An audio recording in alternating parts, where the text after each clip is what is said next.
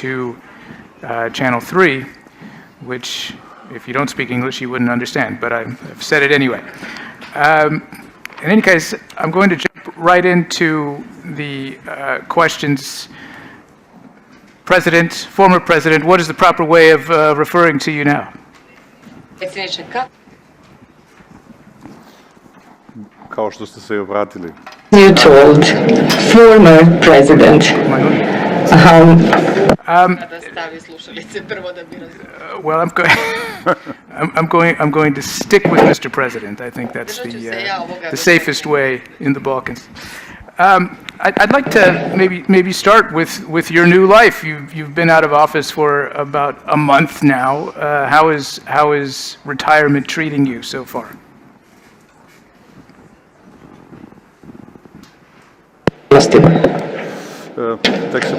Well, I'm just adapting to the new reality.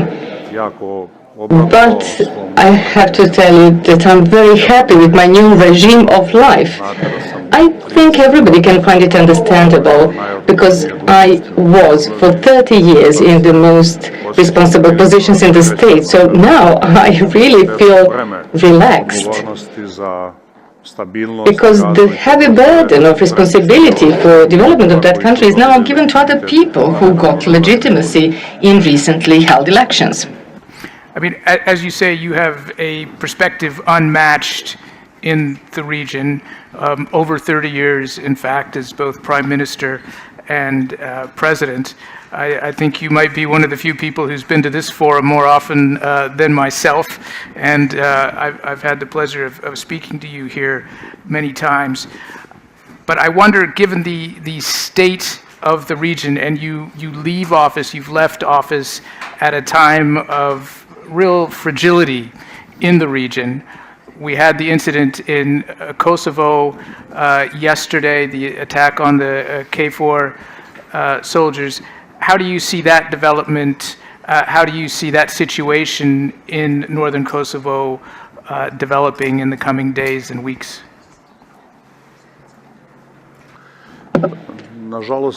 Unfortunately, I have to agree with you. Stability of the region is very fragile and very unreliable. We know that it's the region which has the reputation of being very unstable, and then it's understandable that we have defined the formula to secure more stable security for the region. I mean, I kept insisting that there is an equality sign between stability of the region and European integration. And I claimed all the time that the history, recent and old history, teaches us that our region does not have reliable self-regulatory mechanisms for stability, and that stability and prosperity can happen for the region through the process of integration. Well, when it comes to integration, I want to say that it's been 2 years since the summit in Thessaloniki, summit of the European Union, when they reinforced our belief that we will have European future, in foreseeable future. And I participated in Thessaloniki summit. And there was Euro enthusiasm at the time. The Prime Minister of Greece proposed at that time to define that 2014 should be the year or anniversary of the First World War, that it should be the year when all the countries of the Western Balkans will be members of the European Union. So, we are now a couple of years later, aren't we? So the question might be now, is our region closer to the European Union or further from the European Union than in 2003? And I would say that it's the latter. And I will stop there, and I just give you an inspiration for continuation of our conversation, if you are interested in that. But let me just mention Kosovo briefly, because you mentioned it. I think that the situation in the region of Kosovo is just illustrated by the destiny of this panel. You know, this panel was envisaged to have 4 participants, and 3 gave up, and you got only me now. And I think that the other 3 gave up dominantly because of the problems that happened yesterday in the north of Kosovo. And why am I mentioning this? Well, because this illustration confirms very much that in the Western Balkans, we still live in such a way that we don't know what the day might bring. And then it leads us to another question, the question, why is it so? Why do we live like that? And I believe that through this panel, we will actually tackle some aspects that are important for this topic. But I would give the key diagnosis in one sentence, then we can elaborate it. There is no doubt that all of us who live in the Western Balkans are responsible for the situation, but I believe that the key responsibility for the current situation in our region is in the policy of the international community towards the Western Balkans in the time behind us. And now I will stop and give you the opportunity to ask the things that you consider might be interesting. Well, I mean, that's a really interesting perspective, because I think it's one that a lot of people in the room might disagree with. Although they might agree with you that the region is further away today from membership than it was in 2003. We had a poll in a session this morning showing that the audience believed that the region wouldn't join the EU before 2040. Which is a pretty long way out. There were 3 choices, and I think about 60% said 2040 versus 2030. But I think many people would also point to your country and to you specifically in the context of Montenegro's path towards Europe, and say that you also could have done more to put your country on more stable European footing.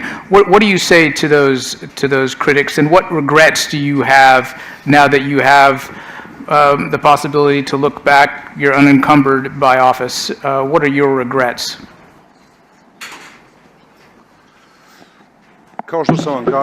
As I told you, there is no dilemma that a large part of the responsibility for the situation in the region is ours, of us who live in the region, and particularly leaders. But we have to go back to the old dilemma, who is older, chicken or the egg. I think that the poor or bad initial impulse for this complication in the region was actually the hesitation of the European Union to continue enlargement policy, and hesitation of the European Union to finish the process of uniting Europe. You will remember that there was the thesis of enlargement fatigue. That's what we had on the scene. And then, after it died out, we had the opinion that nothing is going on in the process of enlargement. Since that summit in 2003, it's only Croatia that became a member of the European Union. Other countries, more or less, are on the positions similarly away from the European Union as they used to be in 2003. So I think that the European Union, by being inactive, by being passive, and with their attitudes, I mean, you remember one of the first statements of Jean-Claude Juncker when he took the office in the European Commission. He said that there will be no enlargement during his term of office. That actually inspired lack of trust in Western Balkans into the idea that we will really become members of the European Union. And then logical consequence was slowing down of the reform process. And European officials are right when they say that there are no reforms in the Western Balkans today. That is correct. However, we have to add one sentence, that they should think about their responsibility for the hesitation or lack of efforts of leaders in the Western Balkans. Balkans. And as you know, in geopolitics there is no vacuum. If European Union and NATO are not there, Russia is there with their doctrine of destruction and with their subtle mechanisms of hybrid warfare in the Western Balkans. So today we have the Western Balkans that is devastated in terms of values. Today, primarily due to the fact that values are devastated, Western Balkans is in poorer position towards the European Union than in 2003. And this is not my personal impression. I could hear President of Serbia or Prime Minister of Macedonia, who in very important places in European Union said something about that. It was in the meetings organized by the High Representative Mr. Borrell. I could hear them say there that in those two countries, without any doubt, there is lesser support to membership to the European Union than 7 or 8 or 10 years ago. So I want to tell you that in the end, we can blame both sides, of course, but I think that there is a failure or mistake in the enlargement policy of the European Union that can't be forgiven. I mean, enlargement policy was the most successful policy of the European Union, and then the European Union just stopped and started hesitating, particularly when it comes to the Western Balkans. And Western Balkans is a specific region. It's unstable. It's lagging behind. People are not born in the Western Balkans with inherent European values. No, you have to encourage them very much to adopt European system of values.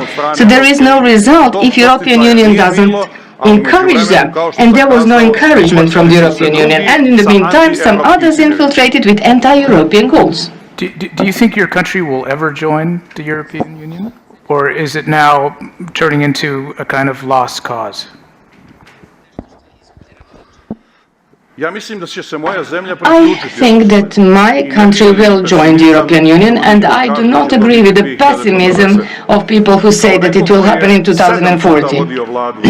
I was at the head of the government for 7 times in Montenegro, and I was for 2 times president of Montenegro, and I can tell you precisely, I think that for the country like Montenegro, it doesn't take more than 3 years to finish the negotiation process. I was at the head of the government which opened all chapters with the European Union. So I'm not telling you any empty roles. I managed the team that opened negotiation chapters, and I know how much work there is so that we can say we are ready on the internal level. So now the key question is whether the European Union is indeed willing to continue negotiation process. If we are to judge on the basis of the reflex that it showed after the aggression against Ukraine, then it's encouraging. But for now, we have only a reflex, nothing else. Let us be realistic. A number of countries got a candidate status. As you know, from the point of view of accession to the European Union, it is just the beginning of the beginning. It's not even a beginning. After that, you get the conditions to start the negotiations. And then when you meet those requirements, then the negotiation process is long. I'm talking to you from the country which even today, although we are lagging behind for 5 or 6 years, we are still leaders in the negotiation process. And it wouldn't take us longer than 3 years.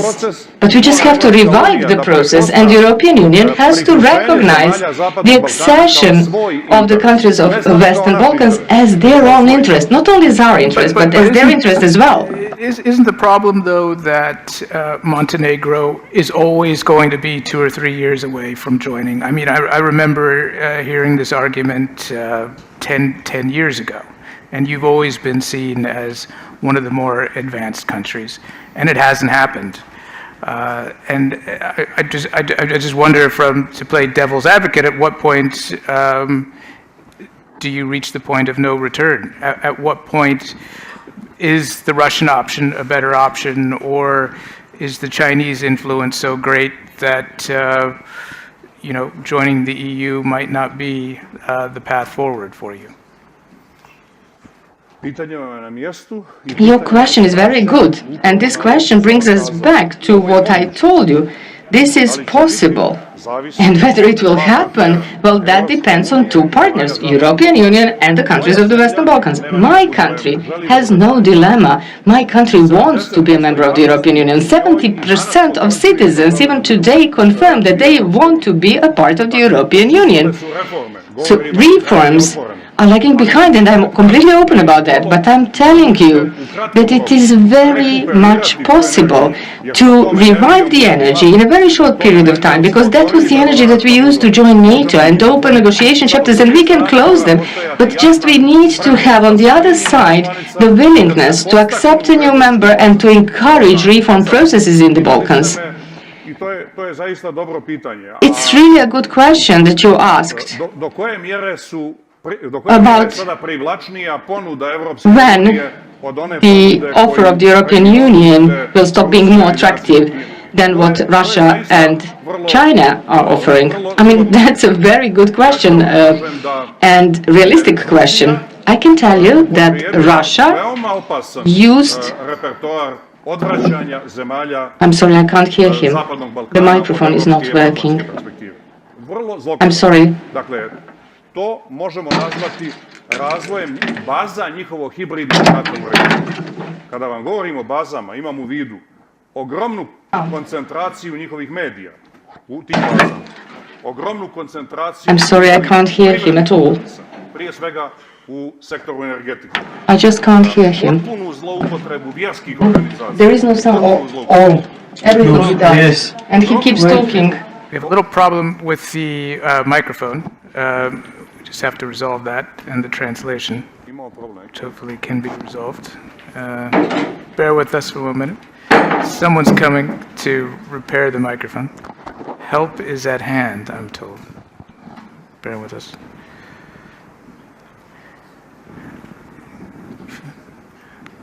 Won't be too long. We've had a few technical glitches today, but I can't hear anyone. I can't hear the other person. I mean, Matthew, I can't hear you. Can you hear me? I can hear you. Okay.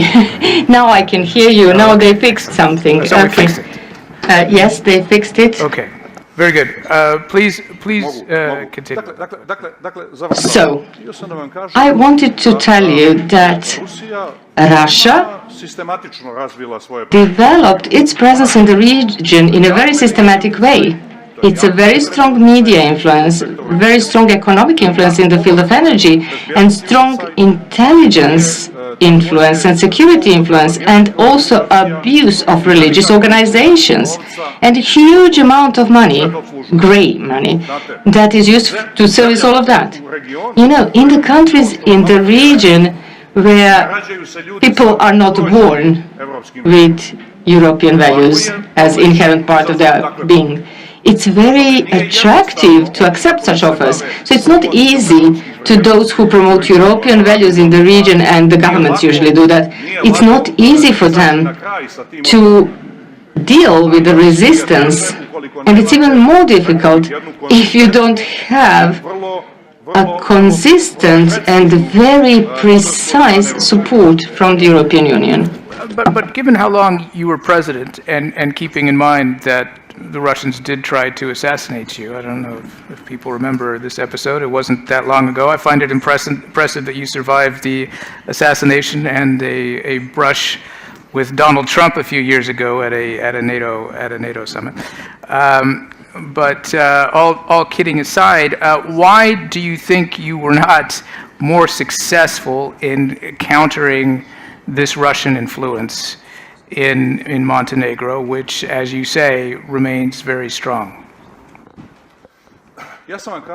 I told you that generally, in my opinion, the policy of the international community is wrong when it comes to Western Balkans. I was saying about something that was not a mistake, but bad intention of Russia. It's anti-European policy of Russia, which is being implemented with the support of nationalist policies in the Western Balkans. As we know, in every European country, in every European society, Russia encourages anti-European policies, and in the Western Balkans, as natural partners for Russian destruction, you have Balkan nationalisms. And that's clear to everyone. But we didn't mention the other part of the mistake. I think that the policy of the Western part of the international community, our Western partners, is not on the good course. So I told you in the first part about insufficient activity of the European Union, and now I would like to tell you where I can see the mistake, the error of the team of the European Union and the United States that is working on solving huge problems in the Western Balkans, starting with the problem of relations between Serbia and Kosovo. So I consider that their policy is not principled enough. I think it's unilateral. I think it's full of compromises. And in all of that, it is a policy that does not care much for the solution of the problems that are common to all people and to all societies in the Western Balkans. So the key question in the Western Balkans is stability. Without stability, you can't have democracy or institutional or economic development. The key threat to the stability of the Western Balkans are Balkan nationalisms. Balkan nationalisms, unlike other nationalisms, are aggressive, conquering, genocidal. I mean, they, in the end, lead to Srebrenica. And in Kosovo in 1999, they were to lead to the change of ethnic map, removing about 1 million Albanians from the Western Balkans. So flirting with Balkan nationalisms in any way, in any segment, due to or because of any cause, is wrong and devastating. And it seems to me that people who develop policy for the Western Balkans want at any cost to make a partnership with Serbia. And they need to get two concessions from Serbia. One, for Serbia to leave the lap of Russia, and they will confirm that by introducing sanctions against Russia or applying sanctions. And the second concession is that they give up on obstructing recognition of independence of Kosovo through their action, because they are working on this and people are withdrawing their recognitions. I understand both causes and both goals, and I support both of them. I think it would be so beneficial that Serbia is very firm on the European path. And as a leader of the country that recognized independence of Kosovo, I think that it's high time that Kosovo becomes a member of the United Nations. But I don't understand and don't support the concessions that they are giving to Serbia, so that Serbia makes these two concessions. And these concessions that are given to Serbia are related to the stability of the region. I mean, they let Serbia to lead the policy of not managing their own country, but managing the lives of Serbs in the region. So Serbia wants to restore the policy formulated by Milosevic in the 90s. It was the policy all Serbs in one country, or something that was defined in the mid-19th century as Greater Serbia. So today, Serbia has the same policy, and they jeopardize sovereignty of the neighboring countries, starting with the country that I, until recently, led. Let me ask you a question about that. Let me just ask you a question about that, because you raised a good point. You're not the only one. There are many people who accuse Alexander Vučić of trying to create a greater Serbia in the region. What do you think is the bigger threat right now to the stability in your country and in the larger region? Is it Russia or is it Serbia? And your new government is obviously quite close to Vučić. Well, I could tell you that from our experience, you don't know actually whose influence was worse. Until 3 years ago, Montenegro was qualified from the West as the anchor of stability and the country of good news from our region. But today, it is described as a cancer of the region. And it's been just 3 years. And I will tell you why this happened. Because around Montenegro, they created an atmosphere around Montenegro that there is an imperative to change structures in power in Montenegro. And that imperative was created equally by the East and by the West. And it's clear to me why Russia did it, because Russia has historic interests in the region, and it's clear why Serbia did it, because Serbia for a long time has an interest for Montenegro to be a part of the Greater Serbia. But why our Western partners did that? Why did they put that as an absolute goal? Why was it so important to have the change for the sake of change? That's the question that they should answer. They are silent about it today. They say today that Montenegro is much worse than 3 years ago, but they don't have the need to explain or to say how much they actually contributed to that. You know, when Russia, 3 years ago, in order to change structures in power in Serbia and used Serbian Orthodox Church for that, then from the West, we could hear how they are very much concerned about jeopardize the religious rights of the Serbian Orthodox Church in Montenegro. And then a year after that, the European Parliament makes a statement that Serbian Orthodox Church is an instrument of the Russian imperial interest in the Balkans. And that's true. And that's the most dangerous tool of Serbian greater nationalism and Russian imperial interest in the Balkans. Do you think that today, after 3 years, 3 years later, and after they helped this interest to be met, do you think that somebody from the West said, oh my God, we made a mistake, maybe we could fix something, maybe we should restore that positive example of a country in the region like Montenegro was?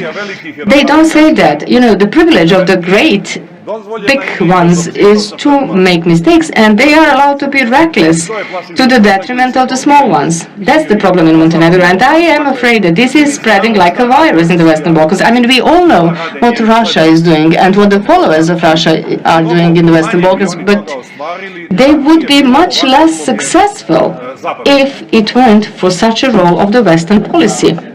I want to come back to that point, but I would like to remind the audience I'd enjoy a couple of questions from you, should you have any. We have microphones floating around the room. But in the meantime, I'd like to ask you, you've known Alexander Vučić, President Vučić, for a very long time. What does he say to you? What is his response to you when you tell him that you think that he is trying to craft a greater Serbia in the region, which presumably would include your country?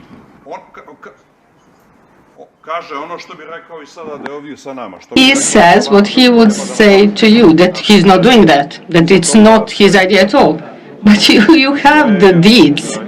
He doesn't have to say that, and you have information that I get from people in high positions in diplomacy of our Western partners who tell me, we asked him, is it possible that you sent 15 million euro of grey money to ensure the victory in one elections, local elections?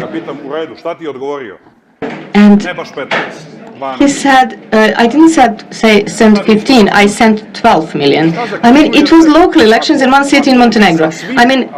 What can you conclude out of that? If from all addresses from the state of Serbia, you can hear that the census in another country, in Montenegro, is the issue of strategic interest for Serbia. What can you conclude from that? The only conclusion is that they want to turn Montenegro into a national state, the state of Serbian nation, and that they are doing it with the support of the Serbian Orthodox Church.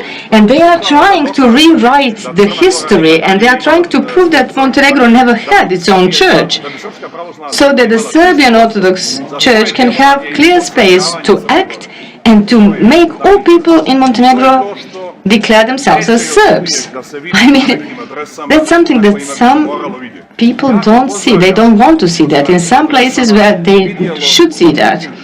I really welcome that those addresses in the West understood that Putin is doing revision of history and that he is trying to establish the Russian world, ensuring that Russia now has the strength of the Soviet Union, and the Western world is now resisting that. But if my perception is good, and please don't underestimate my experience of 30 years, the West is waging war against the Russian world But on the other side, they are flirting with the Serbian world, which is the replica of the Russian world in our region, and that's very inconsistent.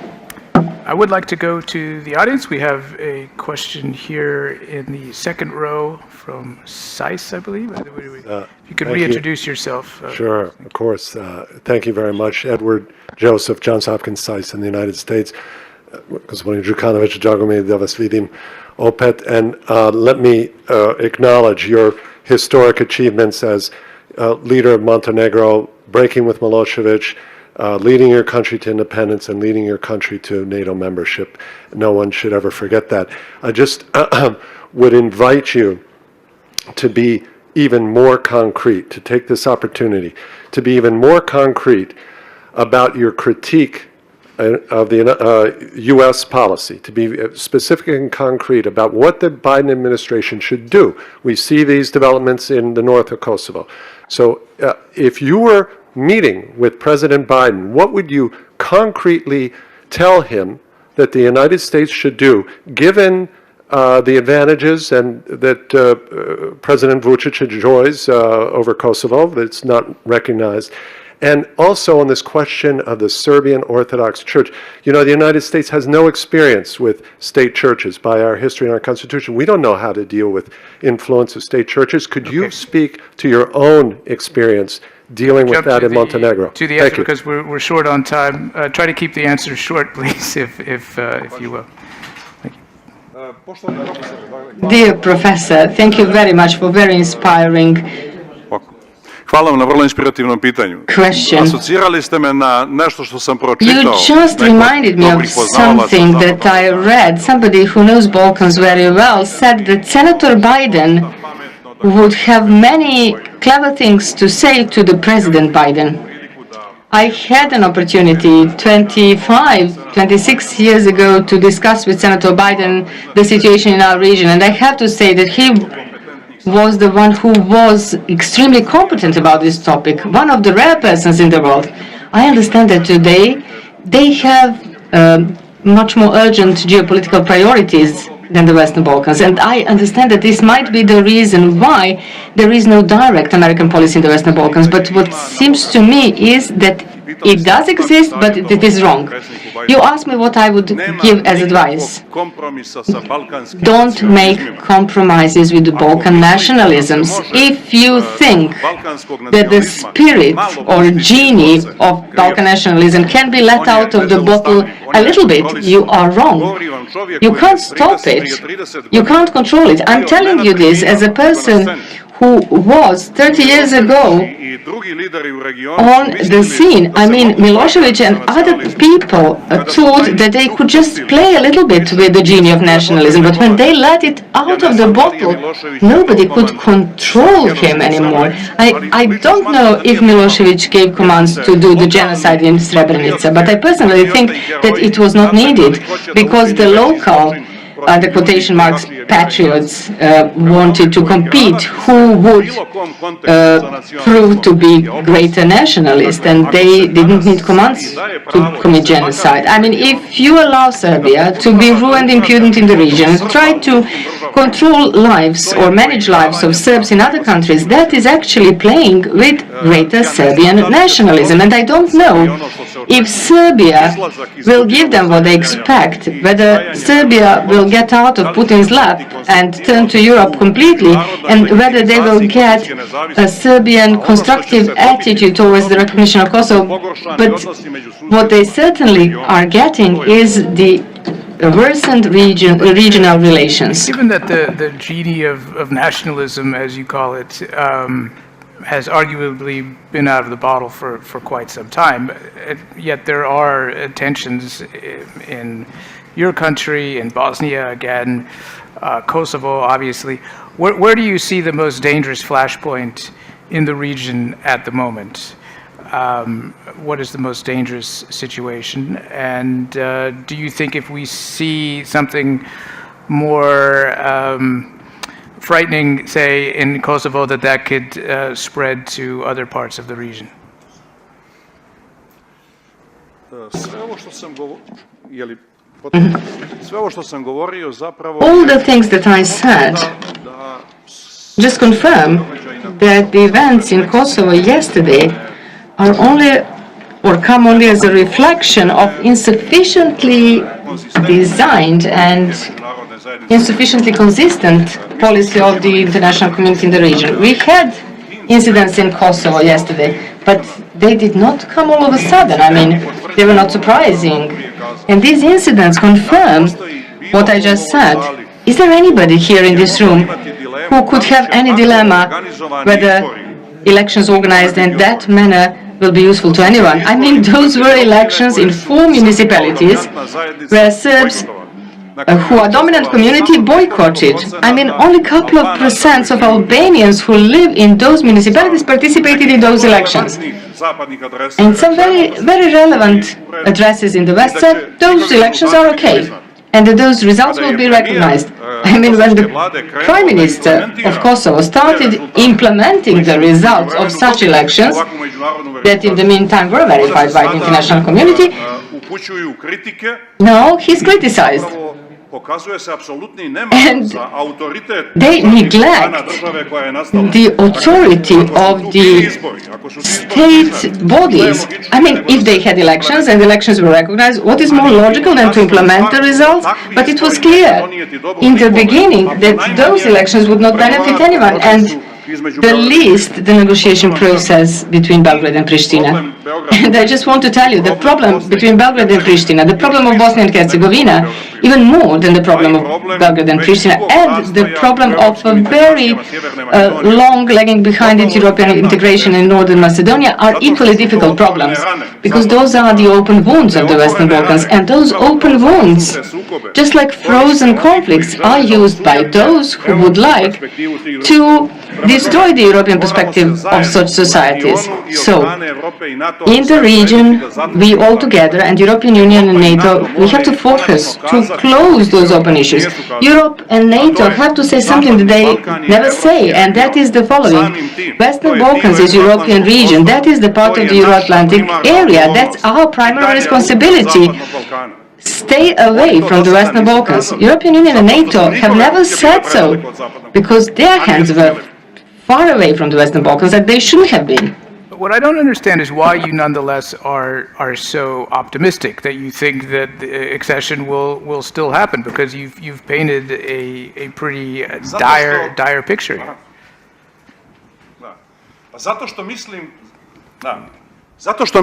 Because I think that Europe has to accept the fact that